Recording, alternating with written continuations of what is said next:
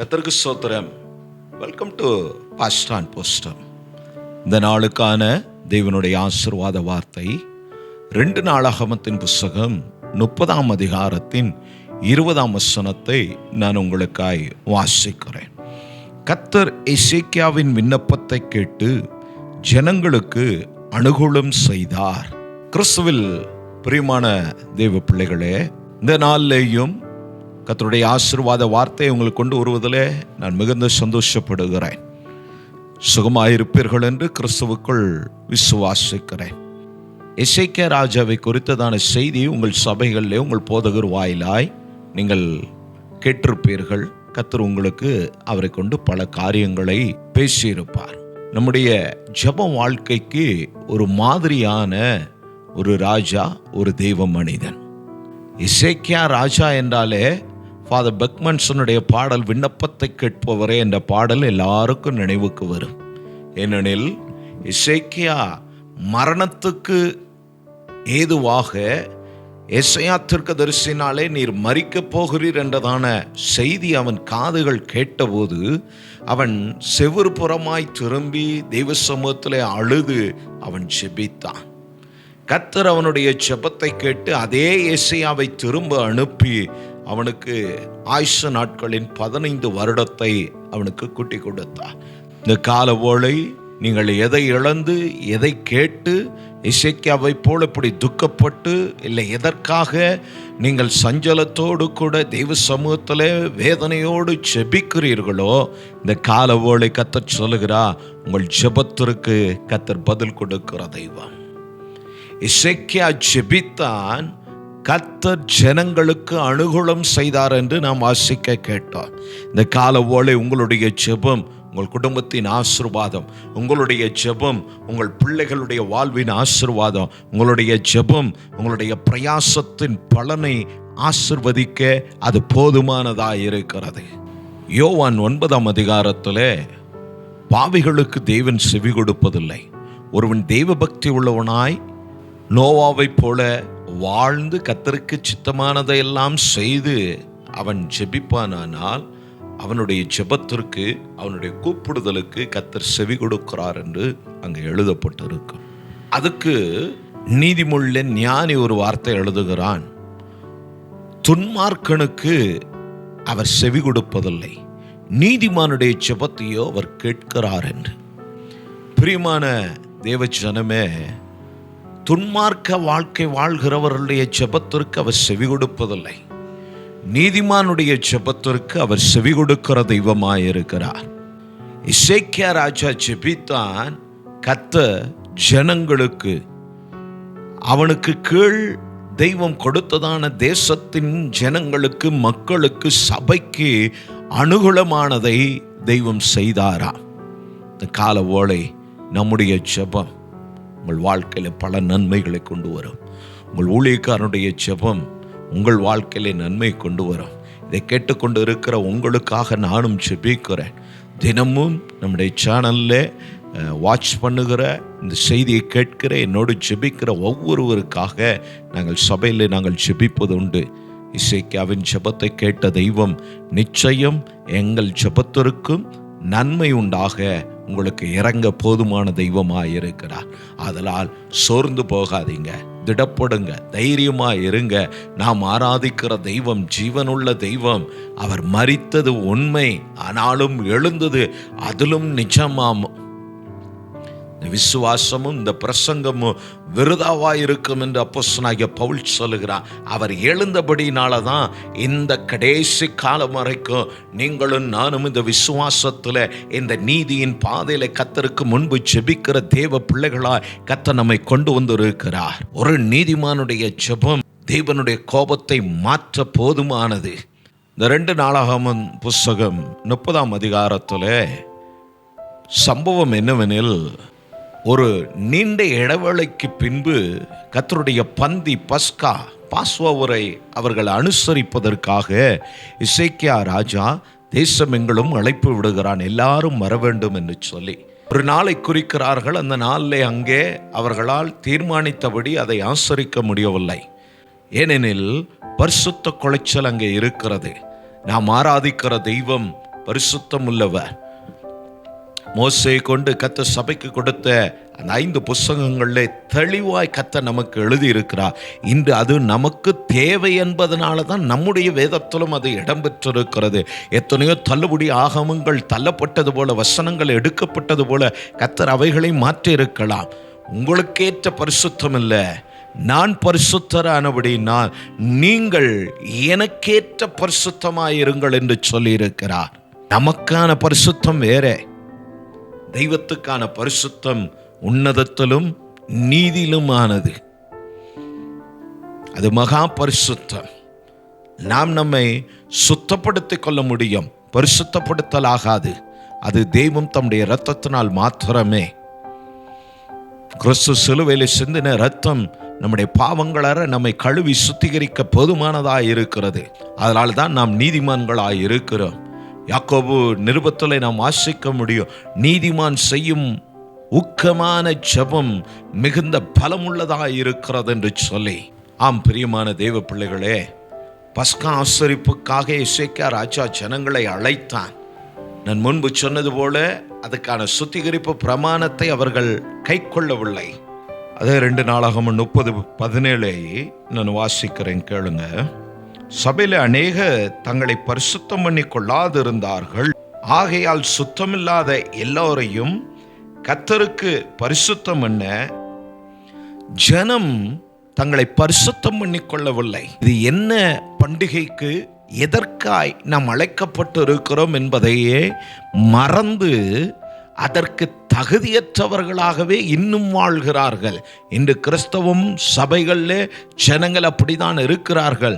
சபையிலே மாத்திரம் ஒரு பரிசுத்தம், வெளியில போனால் எப்படி அவர்களுடைய ஷூஸை ஸ்லிப்பர்ஸை திரும்பி போட்டு போகிறாங்களோ அப்படி சுவாபங்கள் பாவங்களை அவர்கள் திரும்ப அணிந்து கொண்டு அவைகளிலே வாழ்ந்து கொண்டு இருக்கிற கிறிஸ்தவர்கள் இன்று ஏராளம் நம்மை சுற்றி உண்டு. இப்படிப்பட்ட ஜனங்களுக்காக நீதிமான்கள் ஜெபிக்கிறவர்களாய் நாம் இருக்க வேண்டும். நம்முடைய குடும்பத்தில் பல நேரங்களில் பிள்ளைகளுடைய வாழ்க்கையின் அனுபவங்கள், இந்த உலக காரியங்கள், நண்பர்கள்னாலே பல காரியங்கள்னாலே இப்படி பரிசுத்தமற்றவர்களாய் இருக்கும்போது தேவ கோபம் வெளிப்படும். அதனால தான் எசேக்கியா தன் ஜனத்தின் மேல் கருசனை உள்ளவனாய் ஜெபித்தான். அப்படி இதை கேட்டுக்கொண்டிருக்கிறதான நீங்களும் உங்கள் பிள்ளைகளுக்காக, குடும்பத்துக்காக, உங்களுடைய மனைவிக்காக, புருஷனுக்காக, உங்களுடைய பேர பிள்ளைகளுக்காக, உங்களுடைய சபைக்காக நாம் ஜெபிக்கிற ஜனமாய் எசேக்கியாவை போல தெய்வ சமூகத்தில் தரப்பில் நிற்கிறவர்களாய் நாம் இருக்க வேண்டும். ஏனெனில் நம்முடைய தெய்வம் பரிசுத்த தெய்வம். பரிசுத்த குலைச்சல் இருக்குமானால் அவர் கோபம் கொள்ளுகிற தெய்வம்.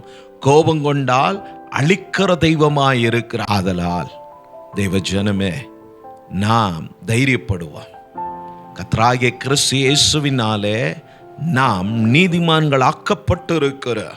அவருடைய இரத்தத்தினாலே பாவிகளாய் பரதேசிகளாய் இந்த பூமியிலே சஞ்சரித்த நம்மை எங்கோ பிறந்து வாழ்ந்து மனுக்குலத்துக்காக ரத்தம் சிந்தின கர்த்தராகிய கிறிஸ்து இயேசுவின் ரத்தம் இன்று நீங்கள் இருக்கிற உங்கள் ஸ்தல இடங்களிலே உங்களை மீட்கவும் ரட்சிக்கவும் போதுமானதாய், உங்களை விசுவாசத்தில் தேறினவர்களாய், உங்களை நீதிமான்களாய் மாற்ற அந்த ரத்தம் போதுமானதாய் இருக்கிறது.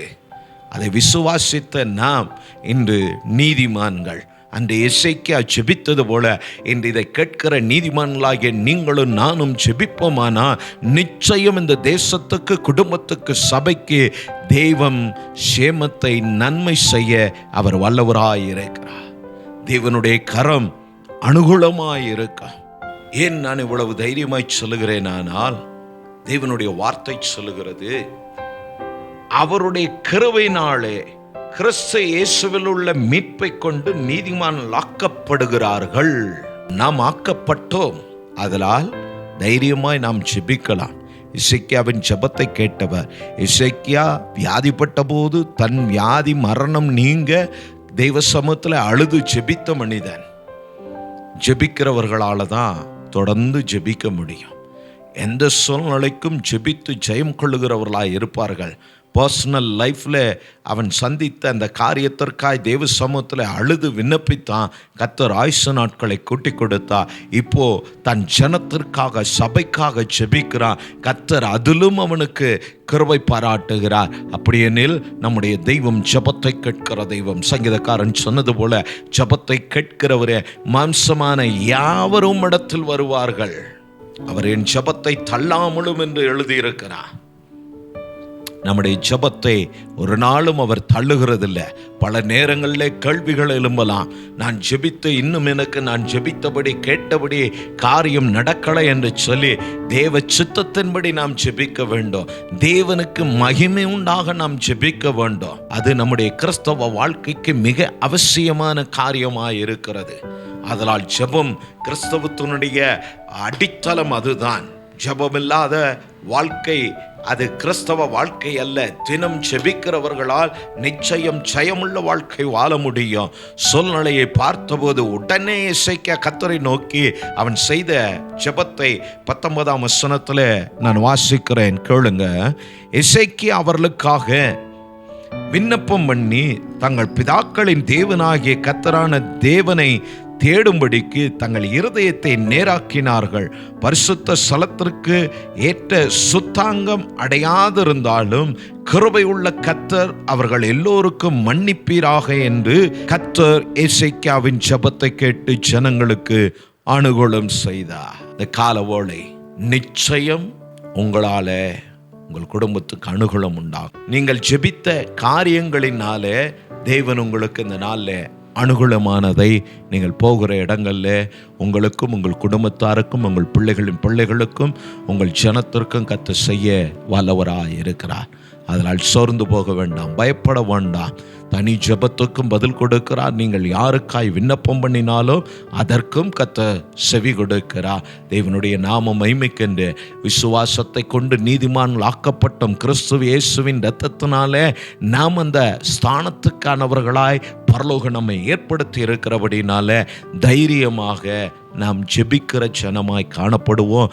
ஜெபம் தேவனுடைய அனுகூலங்களை இந்த பூமியிலே நாம் போகிற நாம் வேலை செய்கிற இன்டர்வியூ ஆகட்டும், காலேஜ் அட்மிஷன் ஆகட்டும், என்ன காரியமாகட்டும், நீங்கள் எந்த காரியத்துக்கு போனாலும் தேவனுடைய பிரசன்னம் உங்களுக்கு அனுகூலமானதை செய்து கொடுக்கும் இந்த நாளில். அதனால் தைரியமாய் இந்த காலவோளை இந்த வார்த்தையின்படி கர்த்தர் உங்களை நடத்துவார். வார்த்தை விசுவாசித்து அறிக்கையிட்டு போங்க. கர்த்தர் நிச்சயம் நம்முடைய ஆதிபிதாவாம் எசேக்கியா ராஜாவினுடைய ஜெபத்தை கேட்டு ஜனங்களுக்கு அனுகூலம் செய்த கர்த்தர் இந்த காலவோளை நிச்சயமாய் உங்களுக்கு அனுகூலம் செய்து உங்களை நடத்துவார். என்னோடு கூட கண்களை மூடி ஜெபிங்க. நாம் சேர்ந்து ஜெபிப்போம். பரலோகத்தின் பிதாவே, ஆண்டவரே, நீர் எங்கள் பாவங்களை எல்லாம் சுமந்து தீர்த்த தெய்வ ஆட்டுக்குட்டி, நன்மை செய்கிறவராய் சுற்றி நடந்தீர். ஆண்டவரே, நீர் இந்த பூமியில் வாழ்ந்த நாட்களில் போன இடங்களிலெல்லாம் நன்மை செய்து, அப்படி நாங்கள் ஜெபிக்கிற இடங்களுக்கெல்லாம் நீரே வருகிறீர். எங்கள் பிதாக்களுக்கு சொன்னீர், என் நாமத்தை மகிமைப்படுத்துகிற, என் நாமத்தை நோக்கி கூப்பிடுகிற எவ்விடத்து நான் வந்து உங்களை ஆசீர்வதிப்பேன் என்று சொன்ன வாக்கு மாறாத தெய்வமே, இந்த காலவோளை என்னோடு சேர்ந்து ஜெபிக்கிற பிள்ளைகளுக்காக எசேக்கியா தன் ஜனத்திற்கு ஜெபித்தது போல இந்த காலவோளை ஊழியக்காரனாய் நான் என்னோடு ஜெபிக்கிற ஒவ்வொருவருக்காய் நான் ஜெபிக்கிறேன். கர்த்தர் இறங்குவீராக.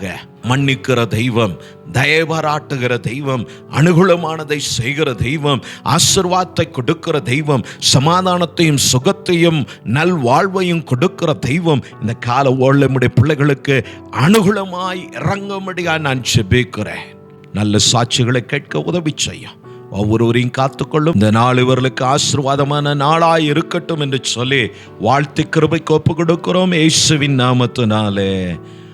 ஆமேன், ஆமேன். தொடர்ந்து நாம் கர்த்தரை மகிமைப்படுத்துவோம். உங்களுடைய மேலான கருத்துக்கள், ஆலோசனைகள், ஜெப விண்ணப்பங்களை என்னுடைய வாட்ஸ்அப் நம்பருக்கு தெரியப்படுத்துங்க. ஒவ்வொன்றொன்றுக்காய் நாங்கள் ஜெபிக்கிறோம். கர்த்தர் உங்களோடு இருப்பாராக. கர்த்தர் உங்களை ஆசீர்வதிப்பாராக.